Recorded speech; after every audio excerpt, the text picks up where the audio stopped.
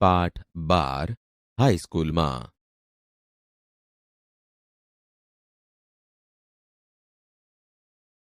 વિવાહ થયા ત્યારે હું હાઈસ્કૂલમાં ભણતો હતો. એ હું આગળ લખી ગયો છું. તે વેળા અમે ત્રણે ભાઈ એક જ સ્કૂલમાં ભણતા. જ્યેષ્ઠ બંધુ ઉપલા ધોરણમાં હતા ને જે ભાઈના વિવાહની સાથે મારા થયા હતા તે મારાથી 1 વર્ષ આગળ હતા. વિવાહનું પરિણામ એ આવ્યું કે અમારું 2 ભાઈનું 1 વર્ષ નકામું ગયું. મારા ભાઈને સારું તો એથી એ વિષમ પરિણામ આવ્યું. વિવાહ પછી તે નિશાળમાં ન જ રહી શક્યા. આવું અનિષ્ટ પરિણામ તો દૈવ જાણે કેટલા જુવાનોનું આવતું હશે. વિદ્યાભ્યાસને વિવાહ બેઉ એક સાથે તો હિન્દુ સંસારમાં જ હોય. મારો અભ્યાસ ચાલુ રહ્યો. હાઈસ્કૂલમાં હું ઠોઠ નિશાળીઓ ન ગણાતો. શિક્ષકોની પ્રીતિ તો હંમેશા સાચવી હતી. દરેક વર્ષે મા બાપને વિદ્યાર્થીના અભ્યાસ તેમજ વર્તન વિશે પ્રમાણપત્ર મોકલવામાં આવતા. તેમાં કોઈ દિવસ મારું વર્તન કે અભ્યાસ ખરાબ હોવાની ટીકા થઈ નથી. બીજા ધોરણ પછી ઇનામો પણ લીધા ને 5મા તથા 6ઠ્ઠા ધોરણમાં અનુક્રમે માસિક 4 રૂપિયા ને 10 રૂપિયાની શિષ્યવૃત્તિ પણ મળી હતી. આ મળવામાં મારી હોશિયારી કરતા દૈવે વધારે ભાગ લીધો હતો. એ વૃત્તિઓ બધા વિદ્યાર્થીઓને સારું નહીં, પણ જેઓ સોરઠ પ્રાંતના હોય તેમાં પહેલું પદ ભોગવે તેને સારું હતી. 40-50 વિદ્યાર્થીઓના વર્ગમાં તે કાળે સોરઠ પ્રાંતના વિદ્યાર્થી કેટલા હોઈ શકે? મારું પોતાનું સ્મરણ એવું છે કે મને મારી હોશિયારીને વિશે કંઈ માન નહોતું. ઇનામ કે શિષ્યવૃત્તિ મળે તો મને આશ્ચર્ય થતું, પણ મારા વર્તન વિશે મને બહુ ચીવટ હતી. વર્તનમાં ખોડ આવે તો મને રડવું જ આવે.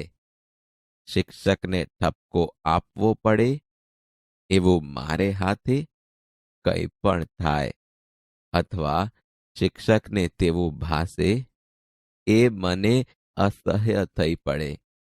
એક વખત માર ખાવો પડ્યો હતો એવું મને સ્મરણ છે. મારનું દુઃખ નહોતું, પણ હું દંડને પાત્ર ગણાયો એ મહાદુઃખ હતું. હું ખૂબ રડ્યો. આ પ્રસંગ પહેલા કે બીજા ધોરણનો છે. બીજો પ્રસંગ 7મા ધોરણનો છે. તે વખતે દોરાબજી એદલજી ગીમી હેડમાસ્તર હતા. તે વિદ્યાર્થી પ્રિય હતા, કેમ કે તેઓ નિયમ જાળવાવતા, પદ્ધતિસર કામ કરતા ને લેતા તથા શિક્ષણ ઠીક આપતા. તેમણે ઉપલા ધોરણના વિદ્યાર્થીઓને સારું કસરત, ક્રિકેટ ફરજિયાત કર્યા હતા. મને તેનો અણગમો હતો. ફરજ પડી તે પહેલા તો કદી કસરત, ક્રિકેટ કે ફૂટબોલમાં ગયો જ નહોતો. ન જવામાં મારી શરમાળ પ્રકૃતિ પણ એક કારણ હતું. હવે હું જોઉં છું કે એ અણગમો મારી ભૂલ હતી. કસરતને શિક્ષણની સાથે સંબંધ ન હોય એવા ખોટા વિચાર તે વેળા હું ધરાવતો. પાછળથી સમજ્યો કે વ્યાયામને લીધે શારીરિક કેળવણી ને માનસિકતા જેવું જ સ્થાન વિદ્યા અભ્યાસમાં હોવું જોઈએ. છતાં કસરતમાં ન જવાથી મને નુકસાન ન થયું એમ મારે જણાવવું જોઈએ. તેનું કારણ એ છે કે પુસ્તકોમાં ખુલ્લી હવા, ખાવા ફરવા જવાની ભલામણ વાંચેલી તે મને ગમેલી ને તેથી હાઈસ્કૂલના ઉપલા ધોરણોથી જ ફરવા જવાની મને ટેવ પડી હતી. તે છેવટ લગી રહી. ફરવું એ પણ વ્યાયામ તો છે જ, તેથી મારું શરીર પ્રમાણમાં કસાયેલું બન્યું.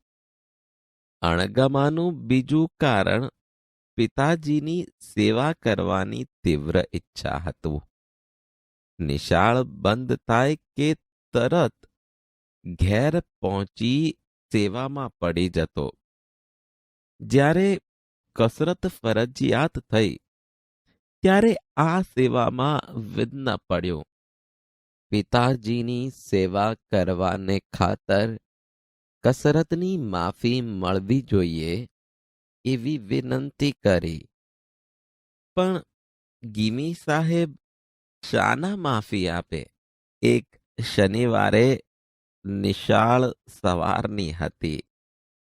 સાંજે 4 વાગે કસરતમાં જવાનું હતું. મારી પાસે ઘડિયાળ નહોતી. આકાશમાં વાદળા હતા. તેથી વખતની કંઈ ખબર ન રહી. વાદળાથી હું છેતરાયો. કસરતમાં પહોંચું ત્યાં તો બધા જતા રહ્યા હતા. બીજે દિવસે ગીમી સાહેબે હાજરી તપાસી તો હું ગેરહાજર નીકળ્યો. મને કારણ પૂછ્યું. મેં તો જે હતું તે કારણ બતાવ્યું. તેમણે તે સાચું ન માન્યું ને મારો એક આનો કે 2 આના એ કેટલો હતો એ બરાબર યાદ નથી, પણ મને દંડ થયો. હું ખોટો ઠર્યો. મને અતિશય દુઃખ થયું. હું ખોટો નથી એ કેમ સિદ્ધ કરું? કશો ઉપાય ન રહ્યો. મનમાં ને મનમાં સમસમી રહ્યો. રોયો. સમજ્યો કે સાચું બોલનારે ને સાચું કરનારે ગાફેલ પણ ન રહેવું જોઈએ.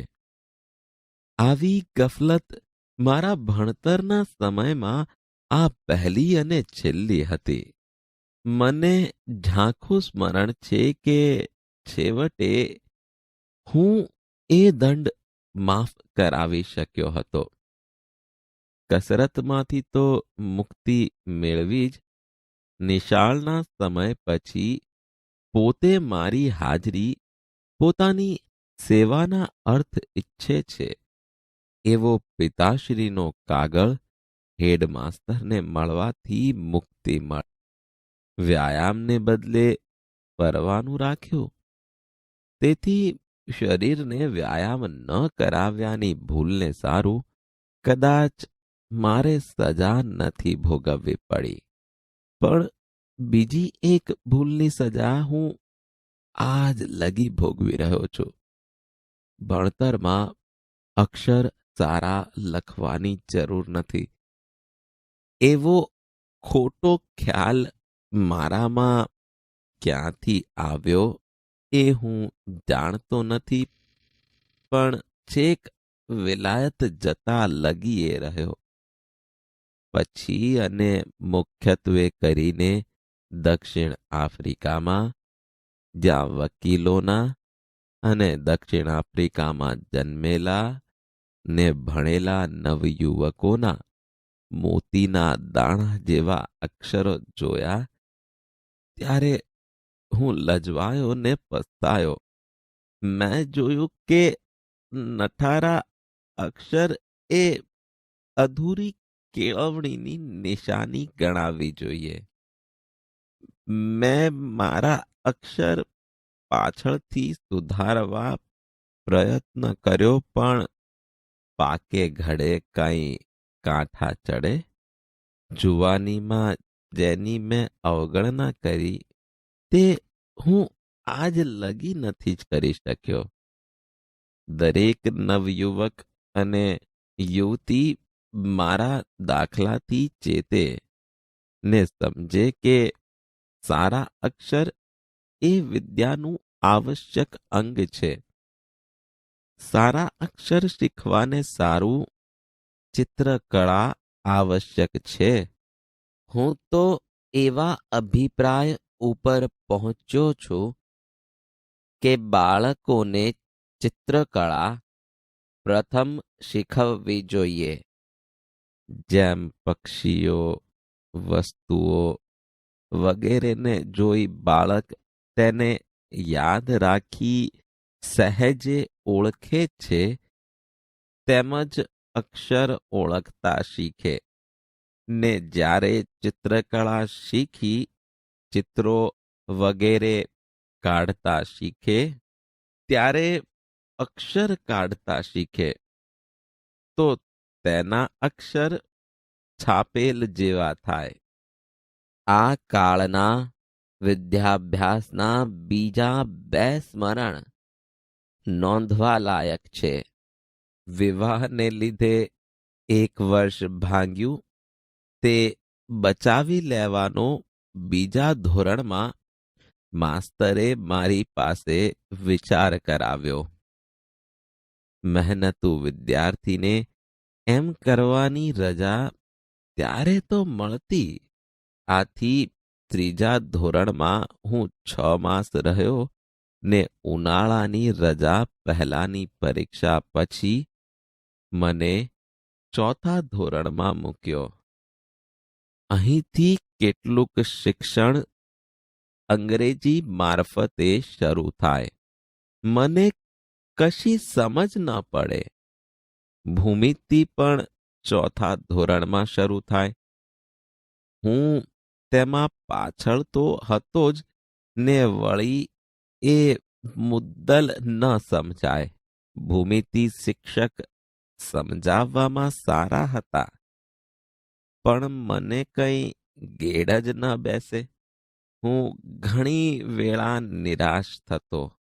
કોઈ વેળા એમ થાય કે 2 ધોરણ 1 વર્ષમાં કરવાનું છોડી હું ત્રીજા ધોરણમાં ચાલ્યો જાઉં. પણ એમ કરું તો મારી લાજ જાય.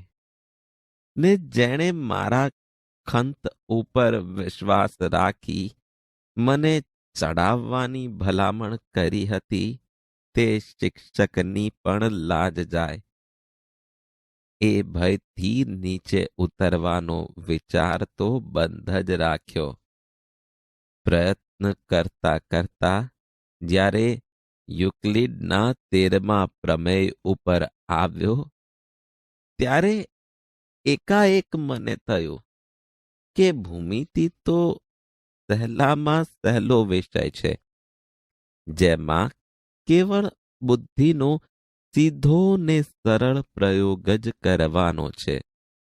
તેમાં મુશ્કેલી શી? ત્યારબાદ હંમેશા ભૂમિતિ મને સહેલો અને રસિક વિષય થઈ પડ્યો. સંસ્કૃતે મને ભૂમિતિ કરતા વધારે મુશ્કેલી પાડી. ભૂમિતિમાં ગોખવાનું તો કંઈ જ ન મળે, ત્યારે સંસ્કૃતમાં તો મારી દ્રષ્ટિએ બધું ગોખવાનું જ રહ્યું. આ વિષય પણ ચોથા ધોરણથી શરૂ થયેલો. છઠ્ઠા ધોરણમાં હું હાર્યો. સંસ્કૃત શિક્ષક બહુ સખત હતા. વિદ્યાર્થીઓને ઘણું શીખવવાનો લોભ રાખતા. સંસ્કૃત વર્ગ ને ફારસી વર્ગ વચ્ચે એક જાતની હરીફાઈ હતી. પારસી શીખવનાર મૌલવી નરમ હતા. વિદ્યાર્થીઓ માહે માહે વાત કરે કે ફારસી તો બહુ સહેલું છે ને ફારસી શિક્ષક બહુ ભલા છે. વિદ્યાર્થી જેટલું કરે તેટલાથી તે નિભાવી લે છે. હું પણ સહેલું છે એમ સાંભળી લોભાયો ને એક દિવસ પારસીના વર્ગમાં જઈ બેઠો. સંસ્કૃત શિક્ષકને દુઃખ થયું. તેમણે મને બોલાવ્યો. તું કોનો દીકરો છે એ તો સમજ. તારા ધર્મની ભાષા તું નહીં શીખે? તને જે મુશ્કેલી હોય તે મને બતાવ. હું તો બધા વિદ્યાર્થીઓને સરસ સંસ્કૃત શીખવવા ઈચ્છું છું. આગળ જતા તો તેમાં રસના ઘૂંટડા પીવાના છે. તારે એમ હારવું ન જોઈએ. તું ફરી મારા વર્ગમાં બેસ. હું શરમાયો. શિક્ષકના પ્રેમની અવગણના ન કરી શક્યો. આજે મારો આત્મા કૃષ્ણશંકર માસ્તરનો ઉપકાર માને છે. કેમ કે જેટલું સંસ્કૃત હું તે વેળા શીખ્યો તેટલું પણ ન શીખ્યો હોત તો આજે મારાથી સંસ્કૃત શાસ્ત્રોમાં રસ લઈ શકાય છે તે ન લઈ શકાત. મને તો એ પશ્ચાતાપ થાય છે કે હું સંસ્કૃત વધારે ન શીખી શક્યો. કેમ કે પાછળથી હું સમજ્યો કે કોઈ પણ હિન્દુ બાળકે સંસ્કૃતના સરસ અભ્યાસ વિના ન જ રહેવું જોઈએ. હવે તો હું એવું માનું છું કે ભારત વર્ષના ઉચ્ચ શિક્ષણ ક્રમમાં સ્વભાષા ઉપરાંત રાષ્ટ્રભાષા હિન્દી, સંસ્કૃત, ફારસી, અરબી અને અંગ્રેજીને સ્થાન હોવું જોઈએ. આટલી ભાષાની સંખ્યાથી કોઈએ ડરી જવાનું કારણ નથી. ભાષા પદ્ધતિસર શીખવવામાં આવે અને બધા વિષયો અંગ્રેજીની જ મારફતે શીખવવાનો ને વિચારવાનો બોજો આપણી ઉપર ન હોય તો ઉપલી ભાષાઓ શીખવામાં બોજો નથી. એટલું જ નહીં પણ તેમાં અતિશય રસ રહેલો છે. વળી જે એક ભાષાને શાસ્ત્રીય પદ્ધતિથી શીખે છે તેને પછી બીજાનું જ્ઞાન સુલભ થઈ પડે છે. ખરું જોતા તો હિન્દી, ગુજરાતી, સંસ્કૃત એક ભાષામાં ગણી શકાય. તેમજ ફારસી ને અરબી એક ગણાય. પારસી જો કે સંસ્કૃતને લગતી છે ને અરબી હિબ્રુને લગતી છે, છતાં બંને ઇસ્લામના પ્રગટ થયા પછી ખેડાયેલી છે. તેથી બંને વચ્ચે નિકટ સંબંધ છે. ઉર્દૂને મેં અલગ ભાષા નથી ગણી, કેમ કે તેના વ્યાકરણનો સમાવેશ હિન્દીમાં થાય છે. તેના શબ્દો તો ફારસી અને અરબી જ છે. ઊંચા પ્રકારનું ઉર્દૂ જાણનારને અરબી અને ફારસી જાણવું પડે એવું છે. જેમ ઊંચા પ્રકારનું ગુજરાતી, હિન્દી, બંગાળી, મરાઠી જાણનારને સંસ્કૃત જાણવું આવશ્યક છે. ભાષા સજ્જતા. બાળ દોસ્તો, હવે આપણે વિશેષણના કેટલાક પ્રકારો શીખીએ. અહીં આપેલા વાક્યો ધ્યાનથી વાંચો. પહેલું વાક્ય છે સફેદ કબૂતર ઉડ્યું. બીજું વાક્ય છે મેં આ પુસ્તક 100 રૂપિયામાં ખરીદ્યું. ત્રીજું વાક્ય છે શ્રેષ્ઠ વાચક સ્પર્ધામાં મયંક પ્રથમ નંબરે વિજેતા થયો. બાળ દોસ્તો, ઉપરના ત્રણેય વાક્યોમાં સફેદ, સો અને પ્રથમ જેવા શબ્દોને ધ્યાનથી ચકાસો. તમે તરત જ કહેશો કે આ ત્રણેય શબ્દો નામના અર્થની વિશેષતા બતાવતા વિશેષણો છે. અહીં તમે જોશો કે પ્રથમ વાક્યમાં સફેદ શબ્દ કબૂતર એ નામના અર્થની વિશેષતા બતાવતું ગુણવાચક વિશેષણ છે. એવી જ રીતે બીજા વાક્યમાં સો શબ્દ પુસ્તક એ નામના અર્થની વિશેષતા બતાવતું સંખ્યાવાચક વિશેષણ અને ત્રીજા વાક્યમાં પ્રથમ શબ્દ મયંક એ નામના અર્થની વિશેષતા બતાવતું ક્રમવાચક વિશેષણ છે. બાળ દોસ્તો, હવે અહીં આપેલા વાક્યો ધ્યાનથી વાંચો. પહેલું વાક્ય છે, મારી હોશિયારી કરતા દૈવે વધારે ભાગ લીધો હતો. બીજું વાક્ય છે, આપણે જરા ઊંચે ચડીએ. ત્રીજું વાક્ય છે, સંસ્કૃત શિક્ષક વિદ્યાર્થીઓને ઘણું શીખવવાનો લોભ રાખતા. બાળ દોસ્તો, ઉપરના ત્રણેય વાક્યોમાં તમે જોયું હશે કે વધારે, ઊંચે અને ઘણું જેવા શબ્દો આપણને જે તે વસ્તુ, સ્થિતિ કે પ્રવાહીનું માપ એટલે કે પ્રમાણ સૂચવે છે. આમ આવા વિશેષણો પ્રમાણવાચક પ્રકારના વિશેષણ છે.